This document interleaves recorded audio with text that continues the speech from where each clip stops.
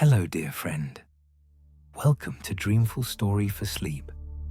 My name is Alex Cooper, and it's my quiet privilege to be the voice that walks with you tonight, all the way to the edge of sleep.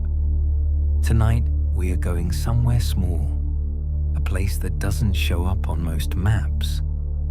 And even when it does, it's usually spelled wrong. We're going to Millbrook Hollow. It isn't magical. There are no talking foxes, no hidden doors in old trees. It's just a place, tucked between a slow river and a stretch of low green hills, where people have quietly figured out how to let a day be enough. I won't tell you more than that right now. You'll see for yourself as the story unfolds. Before we begin, let's settle the body and the mind together. I'm going to count down from 10 to 1, and with each number, let yourself soften a little more. 10. Notice where you are lying right now. The mattress, the pillow, the blanket pulled up close.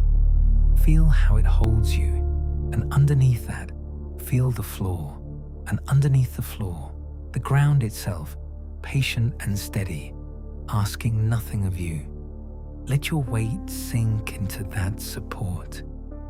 A little more with every breath.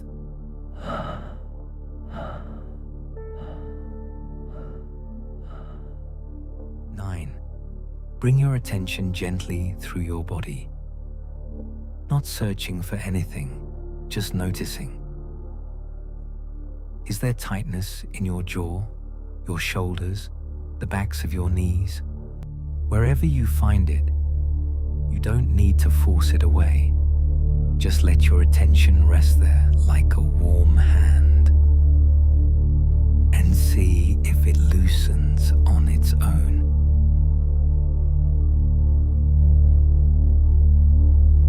8. You are safe right now. Nothing is required of you in this moment except to listen and to breathe. Let my voice be something steady to hold on to, the way you'd hold a warm cup on a cold evening. Nowhere to be, nothing to solve.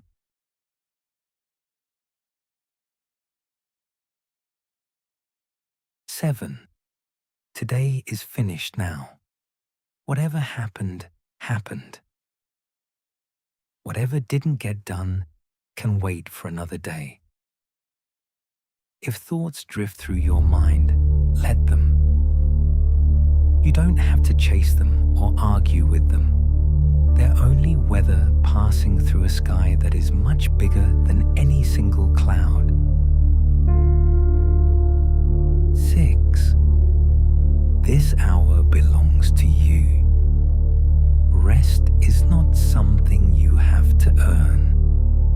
It's something your body is simply asking for, and it deserves to be answered. 5. Somewhere inside you, underneath the noise of the day, there is a kind of stillness that never really leaves. It's not far away. See if you can feel even the edge of it now. 4. If it feels right, let a small thought of gratitude rise up.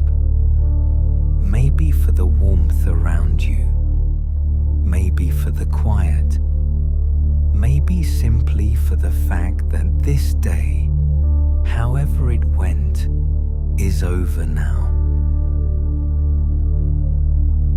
3. Let your imagination start to open slowly, like a window in the morning.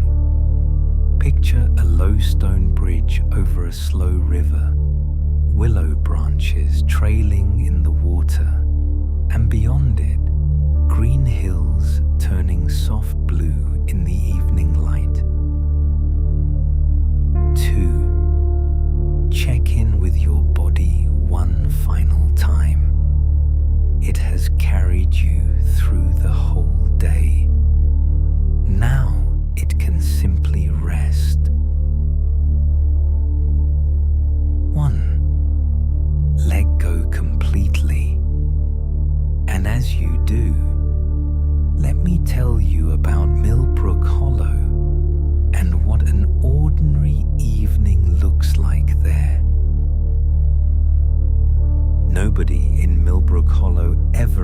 to call it anything special.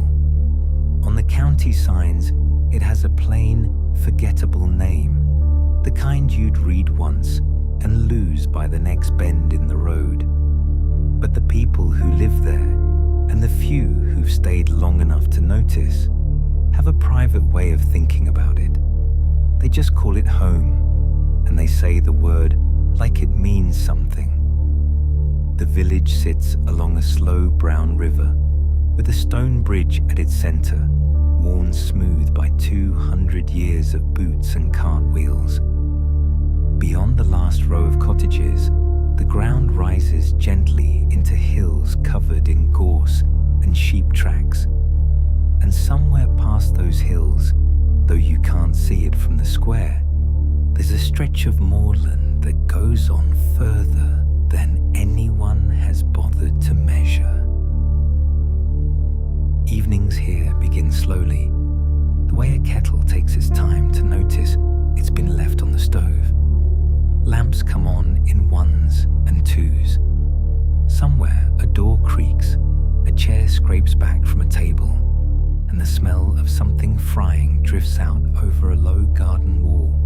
The square itself is nothing grand. A worn bench under an old sycamore, a row of shop fronts with hand-painted signs, cobbles that catch the evening light in a way that makes them look, for an hour or two, almost golden. It's not the kind of place that ends up on a postcard, and somehow that's exactly its charm. Let me tell you about the people, because a village is only ever as interesting as the ones who live in it. At the cottage nearest the bridge live the Whitfields, and 6 months ago they did something that raised a few eyebrows. They sold their car, not because they couldn't afford one, but because Mr. Whitfield said it made them impatient with their own lives, always rushing towards somewhere else instead of noticing where they already were. Now Mrs. Whitfield keeps a small loom in the front room, and in the evenings you can hear the soft clack of the shuttle passing back and forth. Her scarves come out lopsided and uneven, and she likes them more for it. Mr. Whitfield has taken up whittling, mostly spoons that don't quite match each other, and he lines them up on the windowsill like a slightly crooked family portrait.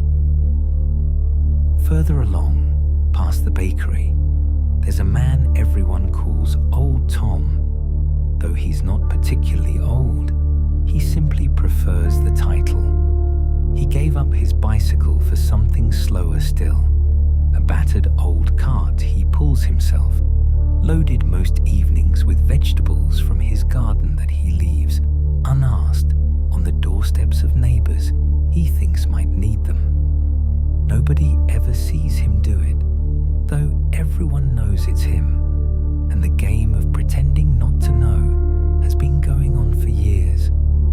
Across the square, in the cottage with the yellow door, lives Mrs. Abernathy, who has appointed herself the unofficial keeper of small news. Not the news you'd find in a paper, but the news that actually matters around here. The first frost of the season, whose hens have started laying again, which garden gate finally stopped squeaking. She delivers this news each morning at the bakery counter to Silas the baker, who listens as though she's reporting on matters of state. Silas himself rises before the sun most days, and by the time the square wakes up, the whole street already smells of warm bread. He claims kneading dough keeps his shoulders stronger than any of the exercises his daughter tries to teach him from her phone, and he might be right. People linger at his counter longer than they need to, not just for the bread, but because standing there for a few extra minutes feels like the best part of the morning. Now let's step back a little, a above the rooftops and look at where the village sits. There's the river, unhurried, curling past the edge of the last gardens, and beyond it, the hills, rising gently, patched with gorse and old stone walls that don't seem to lead anywhere in particular anymore. If you listen, you can hear the river before you see it, a low, steady murmur underneath everything else. Down by the water, most evenings, two figures make their way along the bank. Priya and Leo, both quick and quiet, have a habit of swimming in the river no matter the season, though they slow down considerably once the cold sets in. They don't check the weather first. They simply go, wade in until the current tugs gently at their knees, and swim a slow loop out to the old mooring post and back. Afterwards, they sit on the bank wrapped in the same warm blanket, sharing a flask of something hot, watching the last of the light fade off the water. Their conversations aren't loud. Mostly, they just watch the river, content in that particular kind of quiet that only happens between people who don't feel the need to fill every silence with words.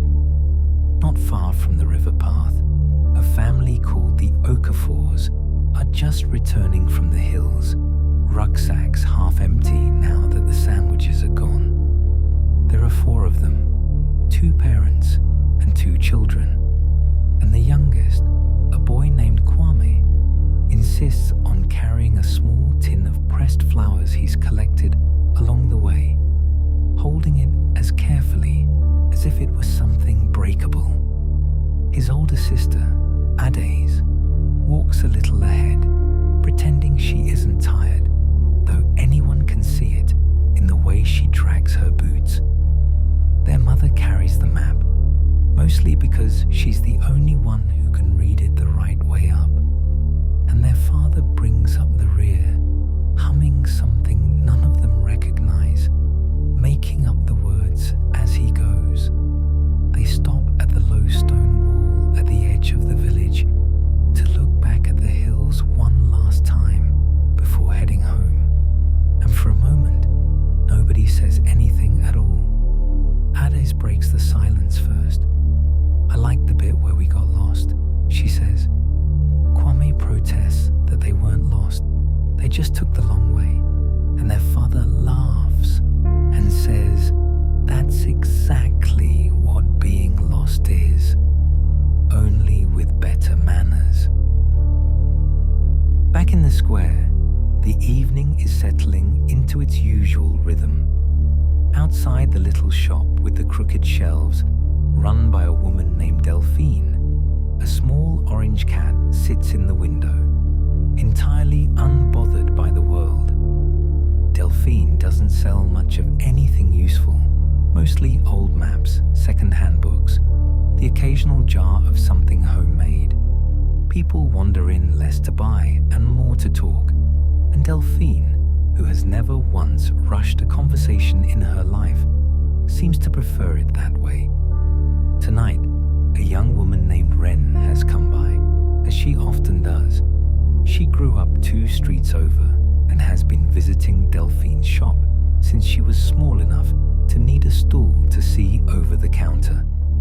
Wren sets a worn paperback down and says she finished the one Delphine gave her last month, though she thought it would take her all winter. Delphine doesn't ask if she liked it. She only asks what stayed with her. Wren thinks for a moment, turning the book over in her hands. There was a line, she says, about how a place can hold on to someone even after they've left it. I keep thinking about that. Delphine nods slowly, the way someone nods when they've heard exactly the answer they were hoping for, and disappears between 2 shelves to find something else. Something a little quieter, she says, but worth the patience. As the last light drains out of the sky, a soft golden glow starts appearing in windows all along the lane behind the bakery.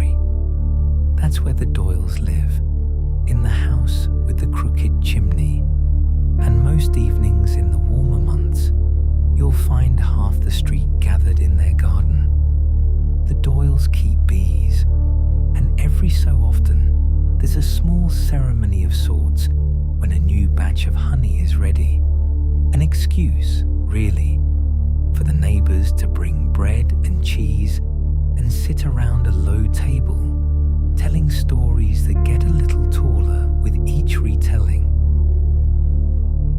Tonight it's a quiet one, just the Doyles and two neighbours, sharing bread and the last of the summer's honey, listening to the bees settle for the night in their boxes at the end of the garden. Nobody mentions anything important. Someone talks about a leaking gutter, someone else about a grandchild learning to walk, and somehow none of it feels small. Meanwhile, in the workshop behind the old chapel, a man named Reuben is still tinkering by lamplight, though he told his wife an hour ago he was nearly finished. Half the village brings him things that are broken, chairs with wobbly legs, radios that only pick up static, an old clock that's been stuck at 4 for years. Reuben says he doesn't fix things so much as he keeps them company until they remember how to work again, and most people are inclined to believe him.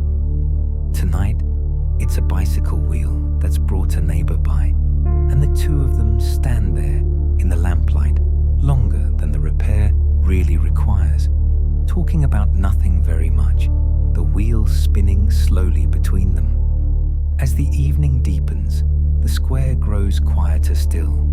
The bakery has gone dark, its ovens finally cooling. Delphine's shop closes with the soft chime of an old bell. Somewhere a door shuts gently. A window is pulled to against the cooling air. At the Whitfields' cottage, the loom has stopped for the night, and the whittling knife has been set down beside its small, uneven pile of spoons. Down by the river, Priya and Leo have gone home, the blanket left folded neatly on the bank for tomorrow. The Okafors are tucked into their beds, Kwame's tin of pressed flowers resting safely on the windowsill. And so, as we come to the end of this ordinary evening in Millbrook Hollow, you might wonder why a place with no name worth remembering deserves a story at all. Maybe it's because there's nothing here that couldn't exist somewhere near you too. A bench under a tree, a baker who rises before dawn, a river that doesn't hurry, people who have simply decided, in their own small and imperfect ways, to notice the evening they're actually living in, instead of the one they meant to have. I hope you drift now into your own quiet evening, wherever you happen to be tonight.